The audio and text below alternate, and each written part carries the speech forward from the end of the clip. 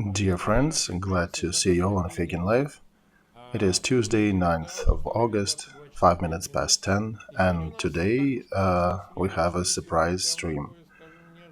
Unexpected event here, although we do have 120,000 watching us live, 23,000 click like button. Day 167 with Olexiy Arestovych. Glad to see you. I was a little busy, but for such a thing, I made an effort. Yeah, I agree with you. And by the way, please subscribe. Subscribe to Feigin Live, to Olexiy Arestovich, and if you are watching that in English, please subscribe to the Privateer station. Click that like and the bell buttons. Alright, let's start with Crimea.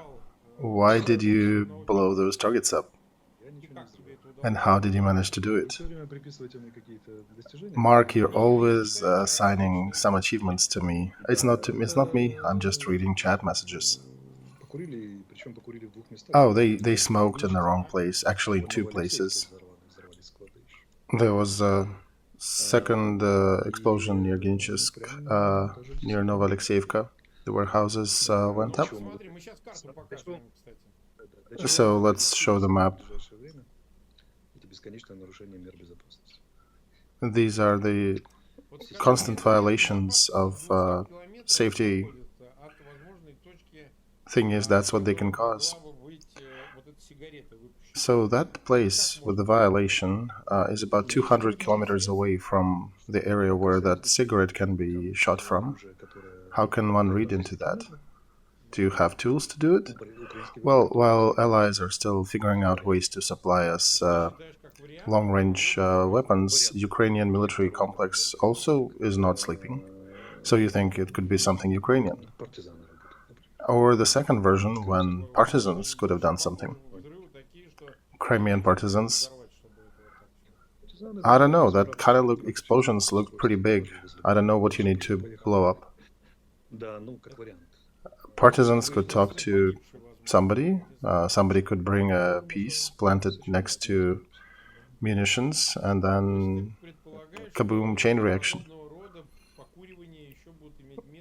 And Russians are only saying one has died, officially. So you think that smoking can also happen near the Crimea Bridge as well? I think the whole southern area is a safety violation zone. They've just discovered bright perspectives of what happens when you smoke in wrong places, and there are a lot more opportunities. Actually, if one looks at the group that they're building there, the military group, so the group that protects Crimea, their warehouses just exploded today. 35th Army, that is very battle-worthy. They actually moved it closer to the southern front. One would think, why would they need to do that? There is a bigger group near Tokmak. There is also another big group near Kherson on the other bank of the river. And then one can see a triangle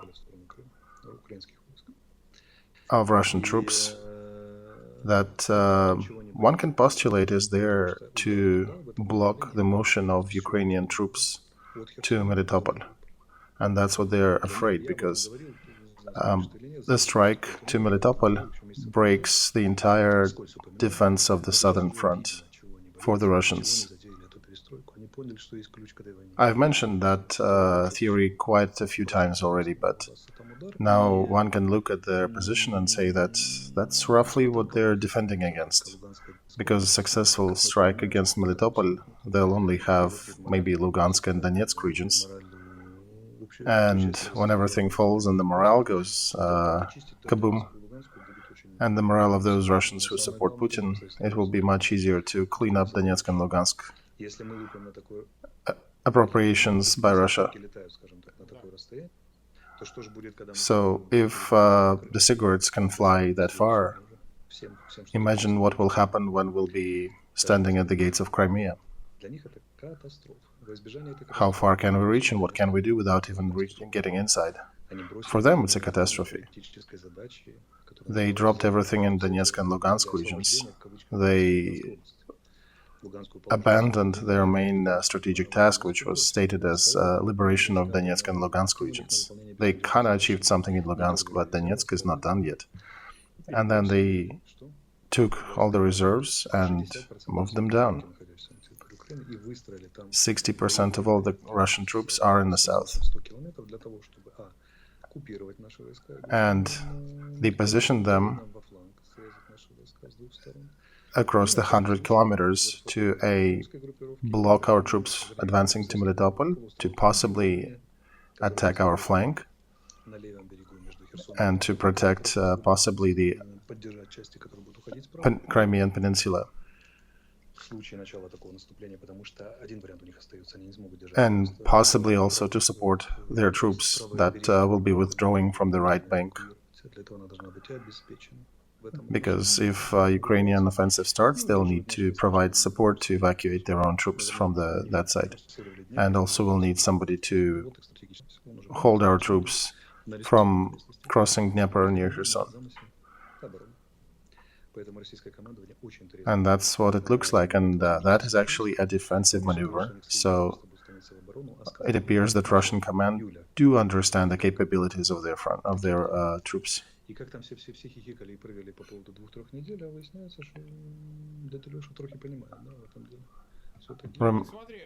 Remember, I said it'll be 2 to 3 weeks before some changes or situation here on the southern front will be defined, and that's exactly what's happening now. So how do you think they're positioning? Why do they spread their troops so far? Well, they don't know where we will advance, so they're fortifying, they're hedging all their bets. That's my suspicion. That's why they are spread out. It's not that I know their plans, and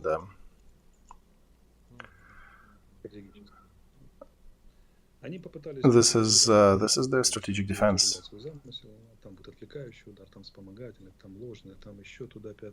Remember, I said there'll be a main maneuver, distracting maneuver.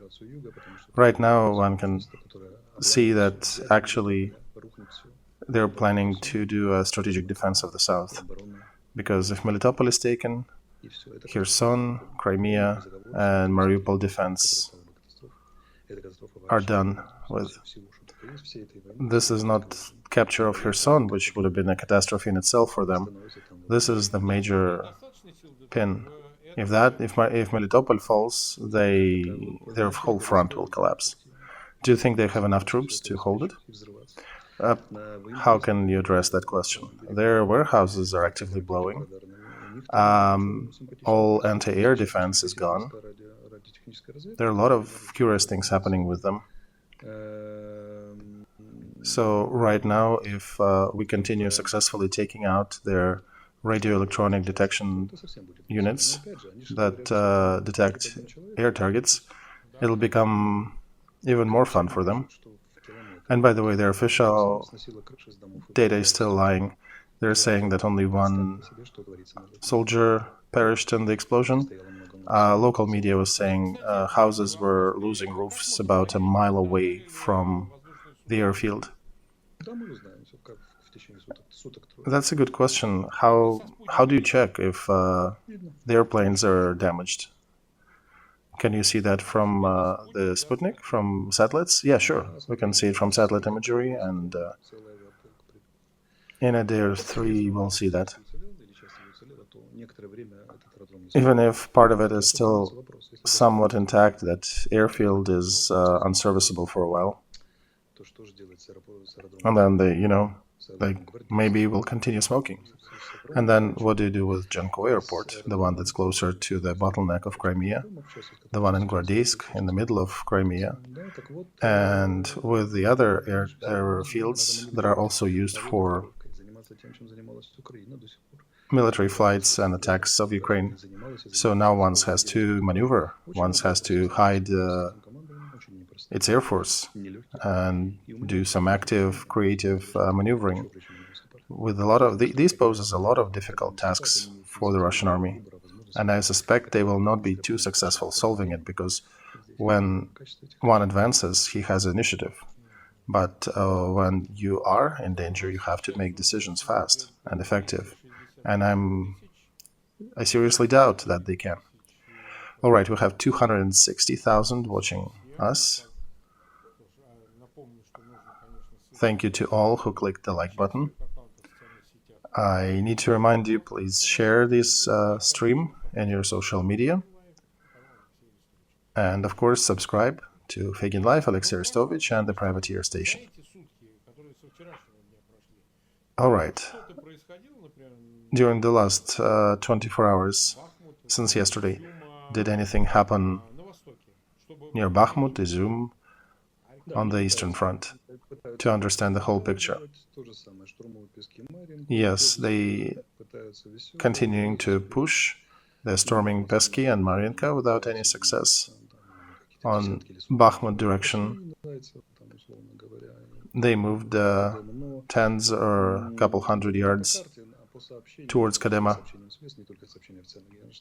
You can see it on the map. According to the news from our Central Command, their offensive maneuvers were pushed back, and even if they streamlined the front line somewhere, this is tactical nuances. Pokrovsk, Serebryanka, Grigorievka, near Siversk, no success. Near Devgenkova towards Izum, Ukrainian troops are pushing Russians up north. Near Kharkov and Novaya Gusarovka, they're also trying to do some tactical action, but do not have any success. They still continue to shell the city, and they're trying to attack our troops near Dementivka. So resume, very peculiar part is probably Bakhmut and Pesky. They're still hot. Their concentration of the main efforts is still in the same place, and the results are still the same. A little bit from Pavlovka to Ugledar, and yesterday and today we actually blew up a number of warehouses. I didn't even remember all of them. In Gorlovka, a gas station was taken out, the one that was refueling all these troops moving from Avdiivka to Mariinka. That's on the eastern. But for us today, the main event was the kaboom of the warehouse in Alexeyevka, the ammo resource for the troops defending Crimea. Also, our aviation was attacking actively Kherson area, daytime. That also outlines that they have no anti-air defense left in the area. By the way, they were also targeting Russian troops that tried attacking or advancing towards Nikolaev yesterday. Today they were a fat target for our aviation. Artillery is also working. So the motion is starting to happen. And I do have to remind that Russian command just a couple of weeks ago planned that 10th of August will be their offensive, that they will start their push. But something is happening. They don't really have any offensive, anything general on the front. They are trying to counterattack somewhere, but they do have a defeat also on the operative level in terms of logistics, ammo. So if one poses a question, who has the initiative, you can see the answer. Initiative belongs to the Ukrainian side. So, yeah, that's symptomatic. Russian Ministry of Defense issued a statement that this was a fire code violation. Ammo warehouses exploded. They said 9 victims. At first they said just 1. That's interesting.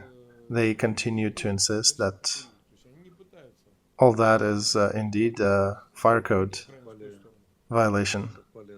consequences. So yeah, once in a while, Russian Ministry and Ukrainian Ministry of Defense are uniformal on that matter. People smoking in the wrong place. Amazing. I would remind you that Medvedev was making statements a few days ago about sending some Ukrainians to hell if Ukraine decides to attack Crimea. So, if Russia missed a Ukrainian attack on Crimea, then there got to be some consequences for those idiots who did miss. And if it is a violation of a fire code, then, other people got to be punished. So they decided they were facing a difficult question. Are they idiots or fucktards? So, and now they're figuring out. They basically decided, okay, it's our guys. We just screwed up, because otherwise they have to admit that Ukrainians figured out a sophisticated operation how to hit the target. That's their logic. When they do get themselves, then it's traditional Russian issues. But when Ukrainians are hitting Russians, that is a whole other story. Because all of a sudden the whole Crimea is not safe.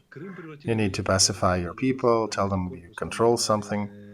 Crimea is basically a military base now.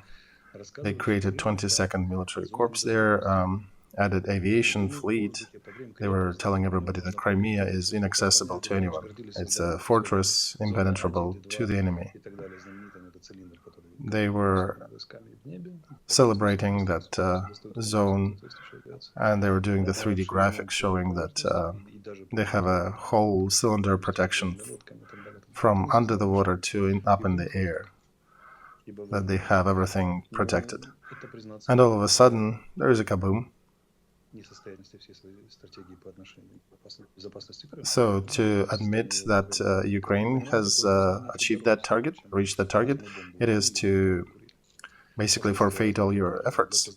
And consequences of that would be very different for generals than when they say that somebody smoked in the wrong place.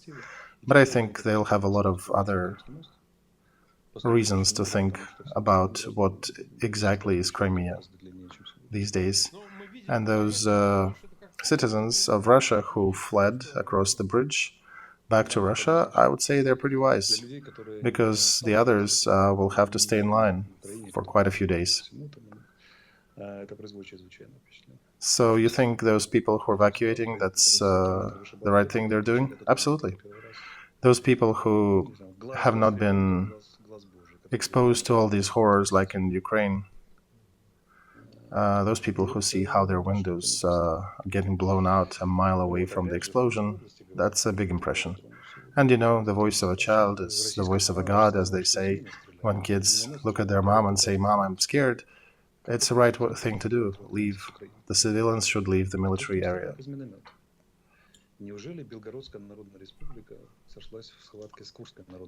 All right. Also in Kursk region, there were some kabooms on one of the military airfields.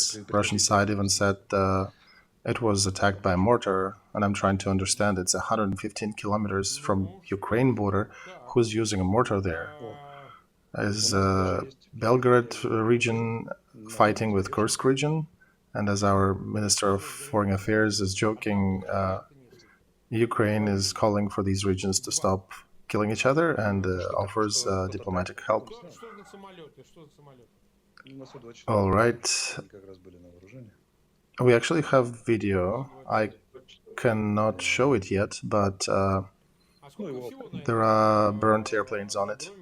I can see two, at least. So somebody secretly recorded that. What airplanes?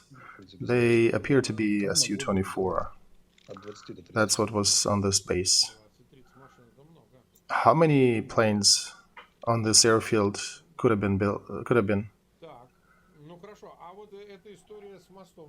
It's one air detachment airplanes that worked on the south front, from 20 to 30 planes, roughly. That's a lot. 20 to 30, that's quite a lot. All right. And that story with Antonov Bridge, they almost called for additional research, and they're trying to fix it. What's the reason to keep repairing bridge that keeps getting hit every other day? That's the golden rule of Latynina, that's how I want to call it. She says that everything that Putin's administration says is targeting internal audience. Internally, there would be a question, hey, Ukrainians attacked the bridge, what will they say internally? We are repairing it, because they are servicing the logic of their bosses. They don't service the military logic. They service military logic way less than that. And when you're afraid of your bosses more than of your foes, you usually lose. Especially when your boss knows nothing about waging war. All right, we've been for 21-minute live. I actually want to rephrase that. When you want your boss to like you more than the war circumstances and flows to like you. And that's what you get. And that's the only way it works in Russia. That is their problem, indeed. I remember in Russia, your boss defines the success level and action. Result is only subjective. So yeah, that's definitely an Achilles heel. So there is another thing worthy of discussion. There was a statement by Zelensky. I think Washington Post posted that. He thinks that the world should cease giving visas to Russian citizens, so they cannot cross the border and should stay in Russia. And I'm just flowing from his statement, but basically the logic is that whoever emigrated needs to come back to Russia.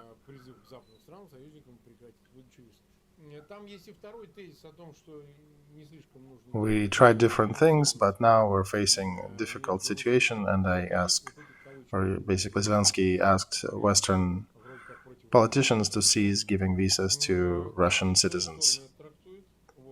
And the call is to not differentiate between the goods and the bads, the ones in opposition to Putin regime. I can understand that. Me personally, as a Russian citizen, I don't really like such an approach. And by the way, I'm not a citizen of Ukraine. That's all fake.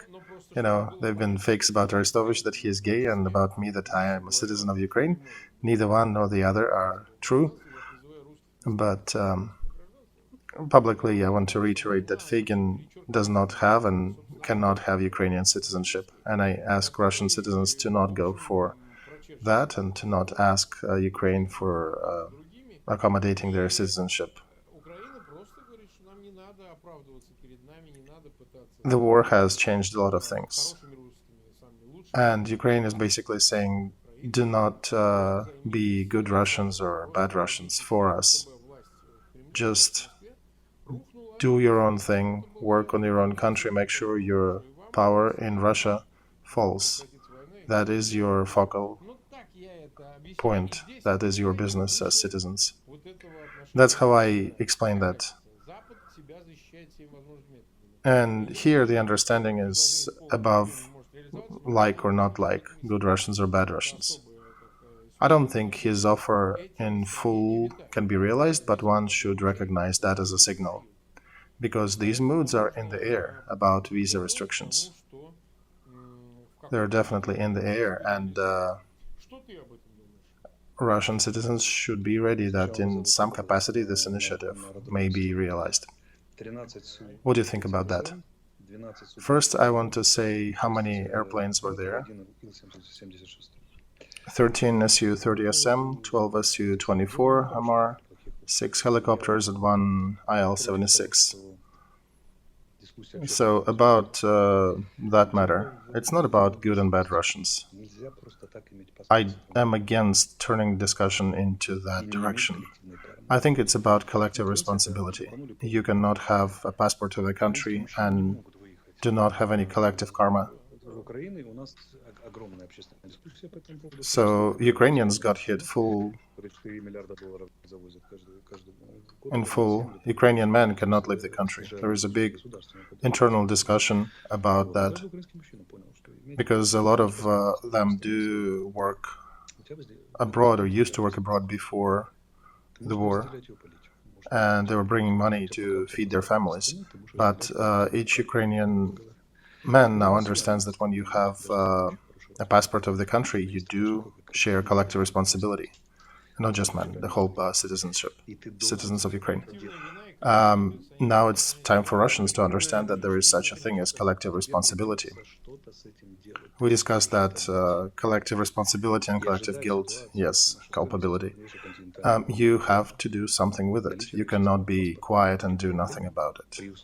And to wait for the situation that on the 6th month of the biggest war, continental war in Europe in the last 50 years, the fact that somebody is a Russian citizen, has a Russian passport, and this will have no consequences. By the way, anti-Putin coalition is bigger now than anti-Hitler coalition back in the Second World War. So one needs to be very naive to not calculate that there would be consequences to them being Russian citizens. And most Russians overseas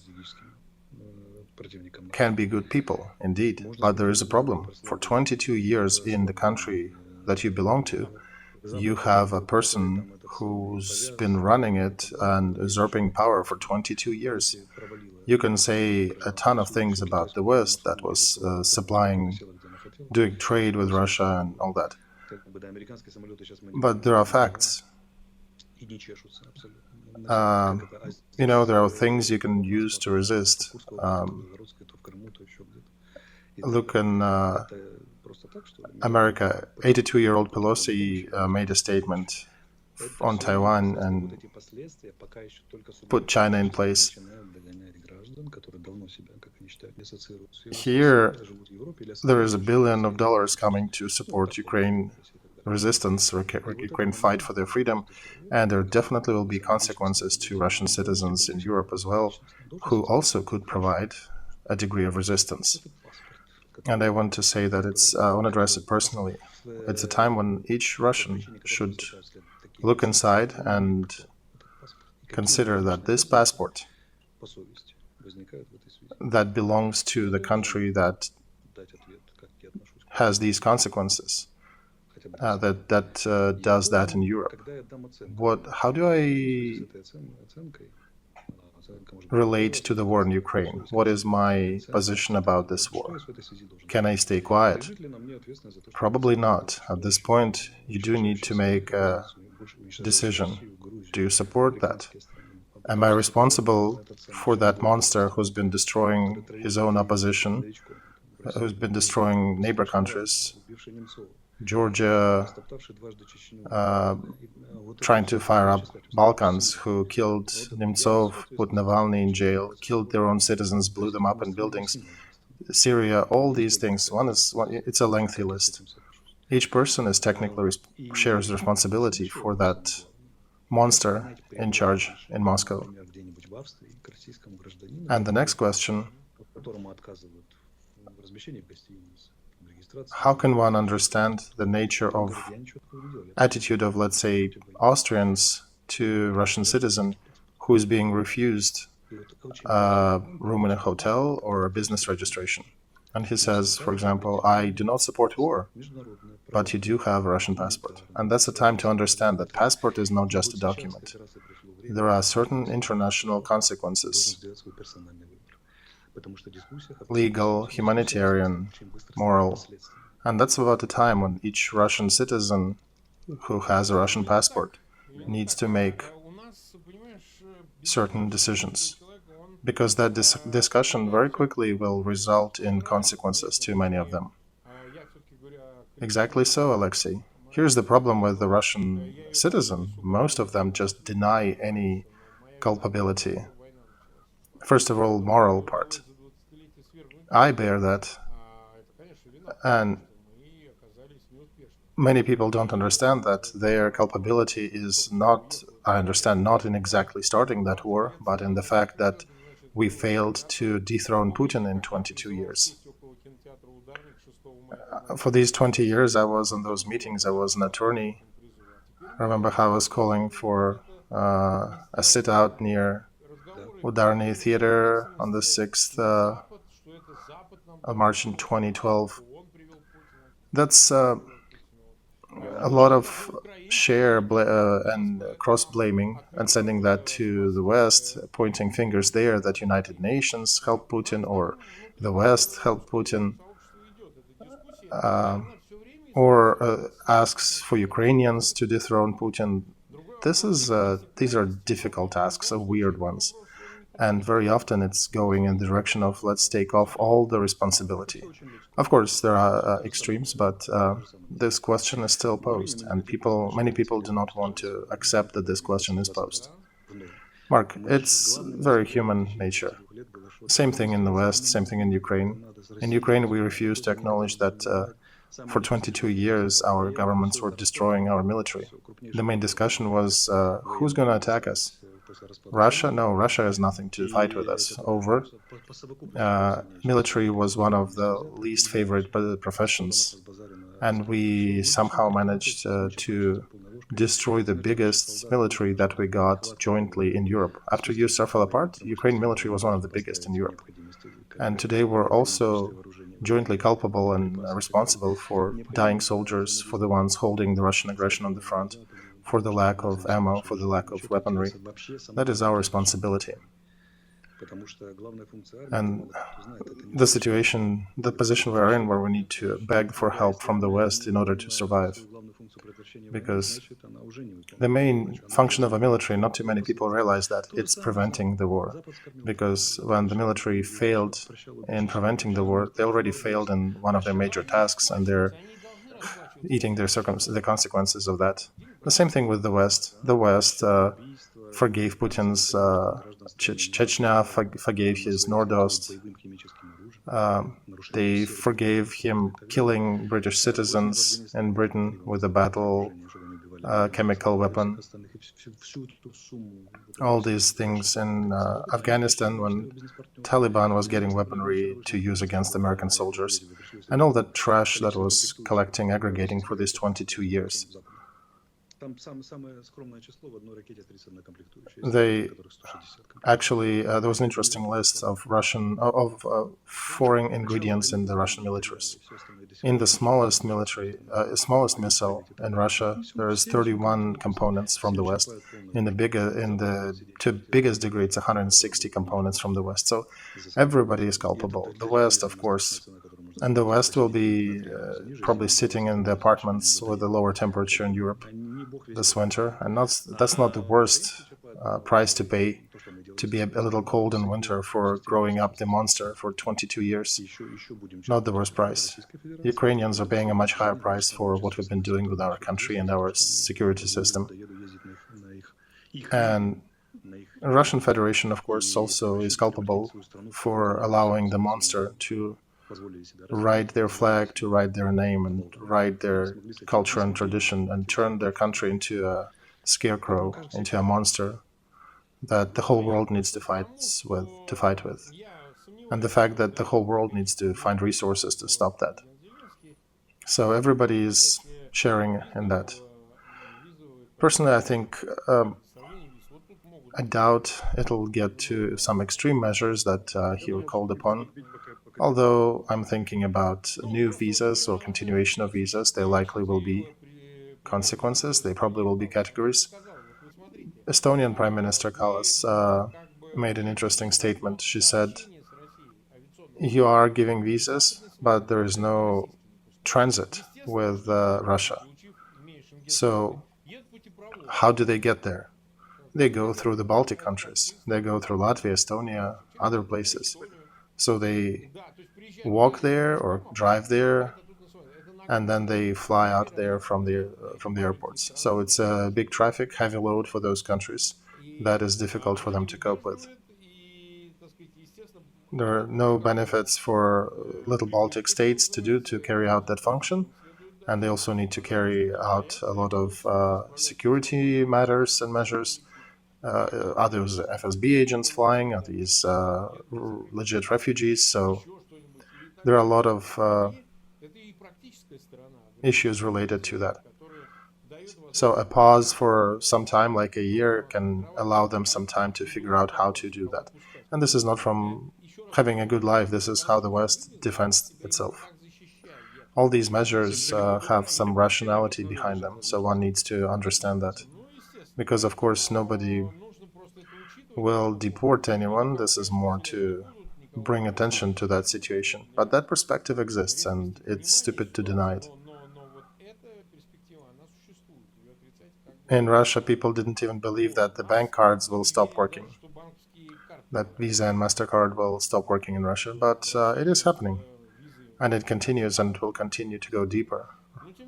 Russians need to realize that across the world.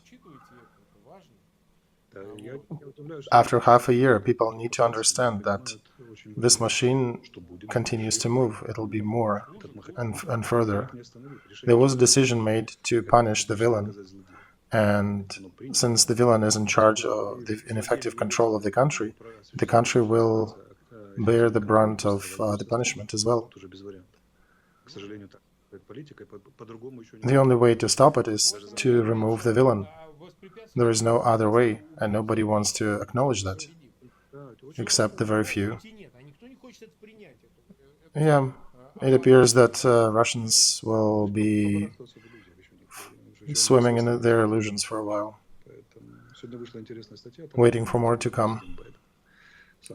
There was an article today, how ineffective is President Biden, and we can discuss his personal capacity and stuff, but as a government, as the United States, one of the conclusions that 40% of Russian economy will not be able to revive after all these measures taken. And this is just the beginning. Seventh set of sanctions is in discussion. That machine is in work, and it only started to actually produce consequences. Moreover, world system of sanctions, even if repelled right now or stopped right now, some industries in Russia will take at least 10 to 15 years to recover. So that blow already nearly broke the back. It's just that dinosaur is huge. Yeah, the butt is on fire, but the head is still small and not realizing that.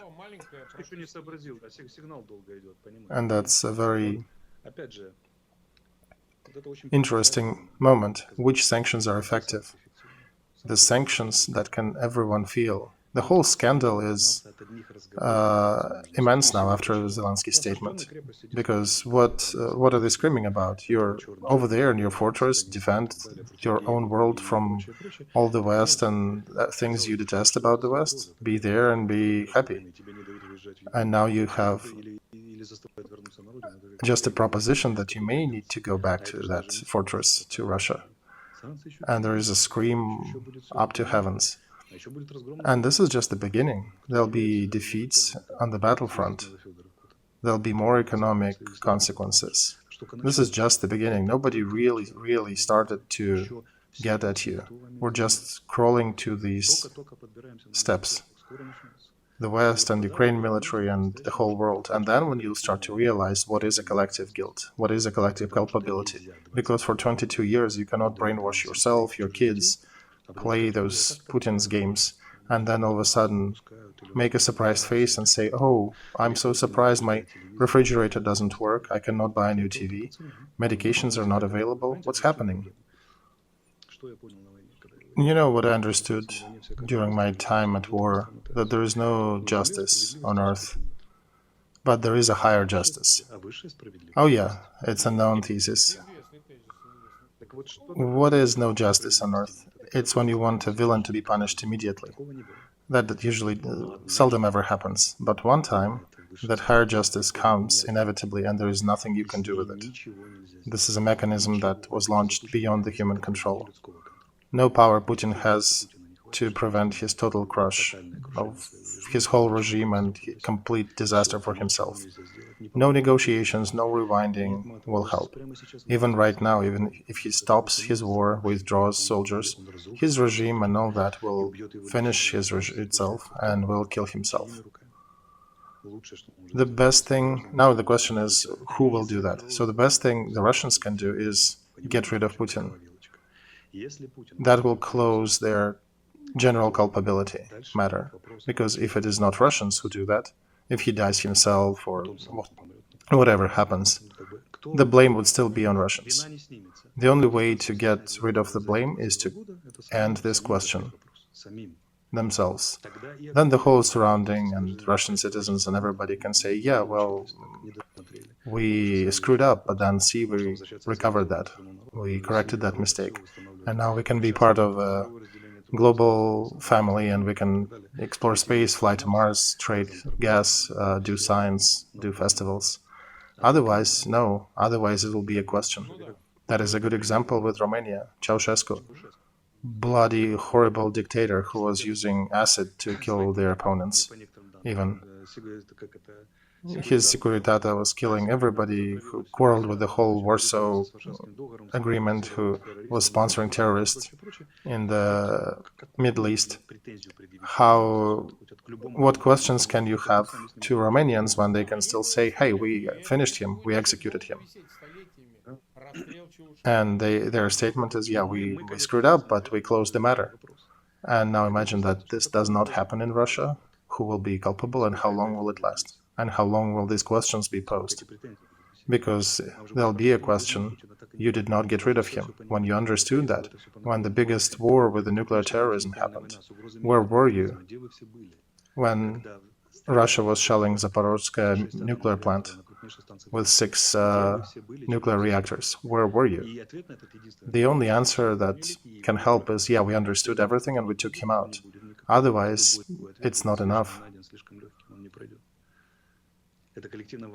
From that big octopus, all his ink will spread around and leave traces on every citizen of Russia that they'll have to wash off for decades.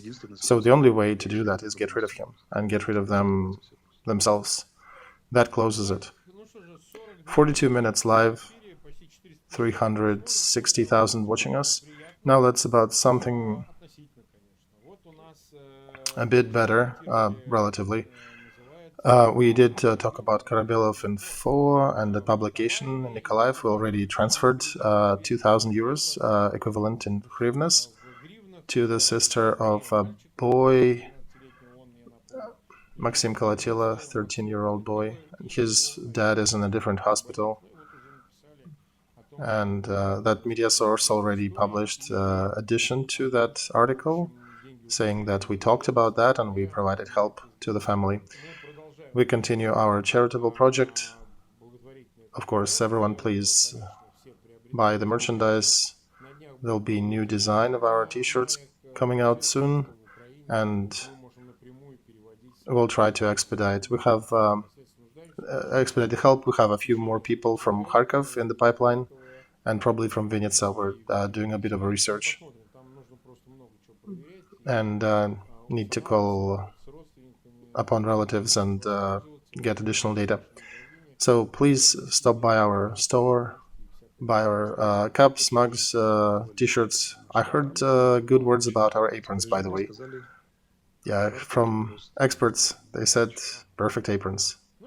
Especially today when news from Crimea are so good. What I want to say to citizens of Russia, I think personally that there'll be a lot more smoking in wrong places, so that smoking will continue. Beware, take measures. And yeah, that machine seems to have started working, and we'll continue talking tomorrow. Thank you everybody who joined us tonight. Subscribe to Feygin Live, to Olexiy Arestovych, and to the Privateer Station. See you tomorrow at 10. Goodbye.